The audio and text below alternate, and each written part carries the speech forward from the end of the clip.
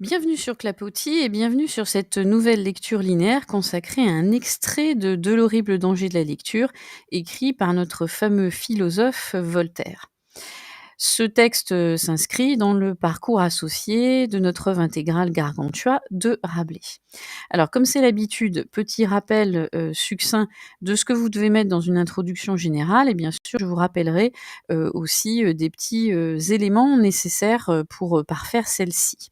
Alors, n'oubliez pas de rappeler l'objet d'étude, le parcours associé, de présenter une biographie très sommaire de Voltaire en le présentant comme un des plus grands philosophes, bien sûr, des Lumières, et vous citez une ou deux œuvres majeures, en montrant que, avant tout, il est guidé par des combats comme la tolérance, les luttes contre le fanatisme, quel qu'il soit, et que très souvent, Voltaire use d'un ressort d'écriture qui est l'ironie. On en reviendra tout à l'heure.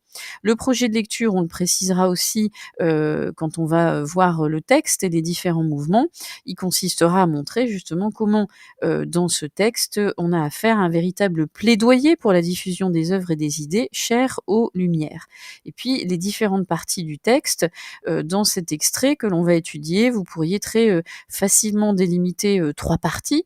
La première constituant l'introduction, on va en voir tout de suite les caractéristiques, et ensuite vous montrer comment s'organisent les différents articles qui ressemblent à une sorte d'acte de justice, et puis la conclusion qui clôt et qui parachève les utilisations de l'ironie tout au long du texte. Alors, petite précision quand même sur ce texte, et des précisions qui vous permettent de comprendre aussi le contexte d'écriture de cet horrible danger de la lecture. Il ne faut pas oublier que lorsque, juste avant de sortir cet extrait, Voltaire vient de voir 2 de ses ouvrages, Essais sur les mœurs et le dictionnaire philosophique, condamnés par l'Église et le Parlement. Pour se venger, en quelque sorte, Voltaire va donc rédiger un pamphlet que vous avez donc sous les yeux, qui est avant tout de registre polémique, puisque ce pamphlet, indirectement, est une aussi synthèse des idées du siècle des Lumières, et Voltaire va se placer dans un contexte oriental pour justement éviter la censure, on en reparlera tout à l'heure, et tout va être basé dans ce plaidoyer déguisé par un système habile d'antiphrases, et sous couvert des accusations à l'égard de l'imprimerie de la lecture, il faudra bien sûr en voir un éloge, et lequel? L'éloge des idées chères aux Lumières. Alors, on va commencer donc l'étude du texte, et plus particulièrement cette première partie qui va de nous, Youssouf Chéribi, jusqu'à ci-dessous énoncé, qui peut faire valoir ici d'introduction au texte. Alors, vous verrez que sur la partie droite, je vous ai indiqué justement tous les termes comme cadi, iman, stamboul, etc., fakir, qui renvoient à un vocabulaire effectivement oriental, si on peut dire comme ça. Alors pourquoi? Parce que justement, volontairement, Voltaire utilise ici une fiction orientale. C'est-à-dire qu'il fait croire que nous avons ici un personnage influent de l'Orient, et plus particulièrement de Turquie, pardon, qui écrit justement ce texte. Alors il ne faut pas oublier que l'Orient est à la mode au XVIIIe siècle. Déjà, Montesquieu, en son temps, avait écrit les lettres persanes.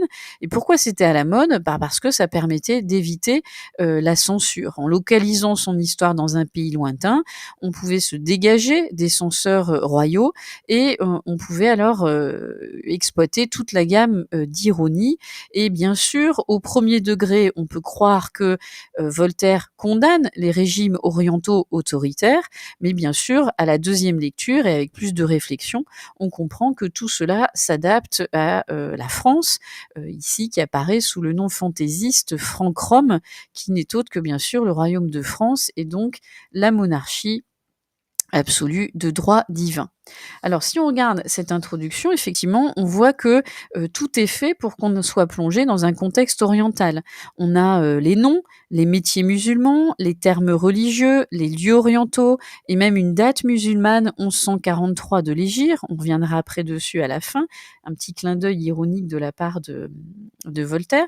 Bref, tout est fait pour que, on pense, on est plongé dans un pays lointain.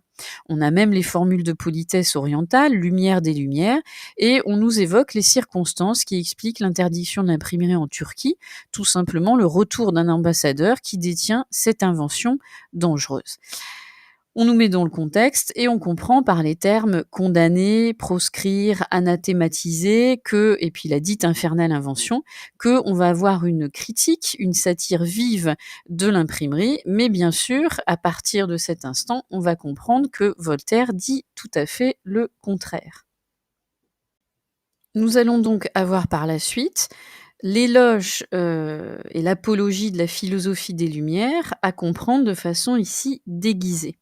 Chaque argument contre la lecture est en fait une antithèse et il va falloir donc comprendre exactement le contraire de ce qui est dit, d'où l'usage du discours ironique. Alors si on regarde les 2 premiers articles de ce fameux acte de justice, qui semble bien sûr être ici totalement factice, on voit bien que ici on a l'expression des attendus de l'édit du Moufti qui, par antiphrase, donc constitue un exposé complet du programme des Lumières. Alors ces 2 premiers arguments, bien sûr, le premier, on le comprend comme l'apologie de la connaissance qui, pour Voltaire et les philosophes, est garante de la liberté et de l'indépendance des peuples. On voit bien donc les termes forts, gardienne, sauvegarde et dissiper l'ignorance, qui s'opposent à ces états dits bien polissés, qui font en sorte que tout le monde pense ce que l'on veut que l'on pense. C'est le principe d'un régime autoritaire. Si vous regardez l'article 2, il est à craindre, on voit bien ici que le locuteur, celui qui s'exprime, montre bien justement, il n'est pas sûr de ses arguments. D'ailleurs, on verra l'usage plus tard du conditionnel, qui montre bien son peu d'assurance dans ce qu'il affirme.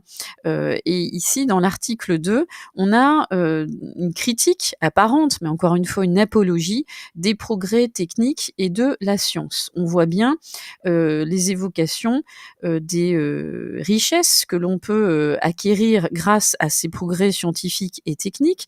Il y a l'évocation de l'agriculture, de l'industrie, de la médecine, qui permettent d'améliorer les qualités de vie des peuples. Et on voit bien l'usage d'infinitifs, presque comme une sorte de gradation, réveiller, exciter, augmenter, inspirer, qui sont en parallèle avec les tournures substantives, quelque élévation d'âme, quelque amour du bien public. On voit bien qu'il y a cette idée du progrès qui va pouvoir bénéficier à tout à chacun. Donc ces 2 premiers paragraphes sont bien sûr et mettent en place toute une stratégie argumentative pour convaincre le lecteur des bienfaits justement de tous ces théories des Lumières. Et on voit bien d'ailleurs la structure syntaxique est très claire et très précise. Les arguments s'enchaînent virgule après virgule pour convaincre définitivement le lecteur. On en vient à l'article justement numéro 3 et aussi, je vous ai mis, le 3 avec le 4, puisque là, on va avoir, d'autres éléments déclinés en faveur des Lumières. Arrêtons-nous donc, d'un point de vue, stylistique sur ces 2 articles. Alors on comprend très vite dans le 3e que là, il y a l'évocation, et l'allusion à l'obscurantisme, qui induit, de plonger justement les peuples dans, je cite l'expression: «heureuse stupidité». Bien sûr, il y a la condamnation, de cette idée qu'on plongerait dans une lecture naïve les peuples pour justement les empêcher, de réfléchir et de penser. On a aussi, cette évocation, par les termes rendre justice, recommander l'équité et l'amour, qui font allusion à un des grands principes des Lumières, c'est plus on instruit, plus une justice collective s'installe et plus il y a une forme justement d'égalité entre les hommes. On voit toujours l'utilisation du conditionnel il arriverait, il se pourrait dans l'article 4 qui montre bien l'hésitation de ce moufti à éditer des choses qui bien sûr sont totalement absurdes. Le 4, c'est un clin d'œil bien sûr ici, Voltaire parle indirectement de ses amis qui ont construit l'encyclopédie dont le but, je vous le rappelle très rapidement, était de collecter toutes les connaissances humaines de l'époque. Et bien sûr, ici, de façon déguisée mais probante, il y a l'éloge de cette noble entreprise, puisqu'on a les termes éclairer, rendre meilleur, enseigner des vertus, qui montrent bien ici, toute, cette, noble démarche que de vouloir éveiller et éclairer, tous les, citoyens, et encore qu'on ne parle pas encore de citoyens à l'époque, et avec cette petite touche d'humour, misérable, philosophe qui bien sûr est une, touche et une pointe, pour attaquer les adversaires, de tous les auteurs des Lumières et les rendre davantage ridicules. On arrive, à l'article enfin aux articles qui, succèdent, en l'occurrence les articles 5 et 6, toujours la même démarche d'utiliser le conditionnel «il pourrait», «il arriverait sans doute», hein, qui montre bien la crainte grandissante en laissant s'exprimer de tels intellectuels. Et là, on a, ici, toute la satire de la part de Voltaire du système politico-religieux.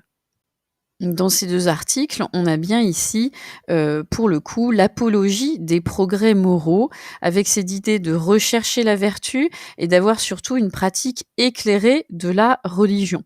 Lorsqu'il évoque, hein, diminuer le nombre de pèlerins, le salut des âmes, prévenir les ordres de la Providence, que fait exactement ici Voltaire? Eh bien, il critique, attention, non pas la religion en elle-même, mais plutôt ses représentants et ceux qui vont utiliser la religion comme instrument, vis-à-vis, des peuples. Il faut pas oublier que Voltaire n'était pas un athée, attention, c'était un déiste. Donc il n'est pas, justement à rejeter la religion, bien loin de là. Il est au contraire pour prévenir des dangers de ceux qui s'en servent comme un instrument politico-religieux. Et on voit bien donc ces évocations, hein, de pèlerins, salut des âmes, les ordres de la Providence qui montrent bien que, nous sommes dans une ère où il y a une manipulation, des esprits, et c'est ça aussi, qu'il dénonce, ici, dans, ces 2 articles en particulier. Vous constaterez toujours la même démarche argumentative avec ce souci de construire des phrases extrêmement méthodiques qui vont crescendo, pour, faire en sorte que cela touche, davantage et que cela marque les esprits du lecteur.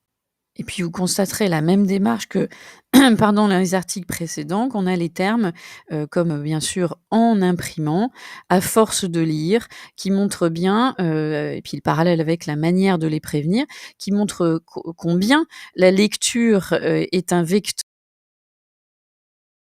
de réflexion, qui, permet justement à chacun de penser par lui-même et donc avoir, un esprit, raisonné et raisonnable face à des dangers comme, ceux qui sont évoqués ici, hein, c'est-à-dire ces hommes, qui manipuleraient politiquement et religieusement, les autres.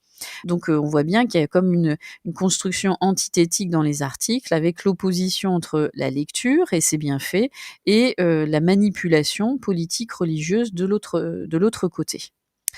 On en vient, après l'évocation de ces 6 articles, à ce que l'on a appelé tout à l'heure en quelque sorte la conclusion, générale, de cet, édit, et qu'est-ce qui va être significatif? Eh bien, on pourrait dire que là, on atteint, tout le sommet de l'ironie de la part de Voltaire. Dans ce dernier paragraphe, si on regarde bien, toutes les expressions se font écho tout en s'opposant.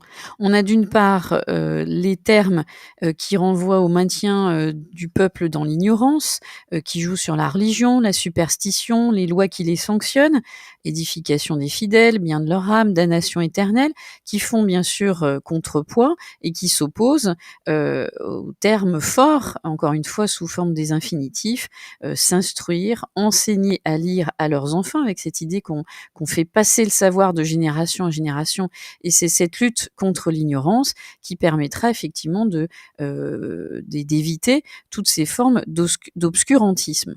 Donc d'un côté, un système qui pousse à la délation et l'autre qui pousse à l'invitation au savoir. Et regardez aussi la signature de l'édit qui est très amusante, notre palais de la stupidité, hein, pour montrer justement toute la stupidité et l'ignorance de ces gens qui pensent régir de façon intelligente un État. Et puis le 7 de la lune de Muharrem, l'an 1143 de l'Hégire, c'est un clin d'œil amusé ici de la part de Voltaire. Clin d'œil amusé parce que si on fait un petit calcul politique, 1143 calendrier musulman plus 622 qui est l'hégire, on arrive à la date de 1765 qui n'est autre que la date de publication du fameux De l'horrible danger de la lecture, comme un pied de nez à ses censeurs. Et donc, vous résumerez bien ce texte en montrant combien Voltaire résume et synthétise toutes les idées des Lumières ici, tout en s'inspirant de l'ironie, de la parodie et du rire cher à Rabelais, son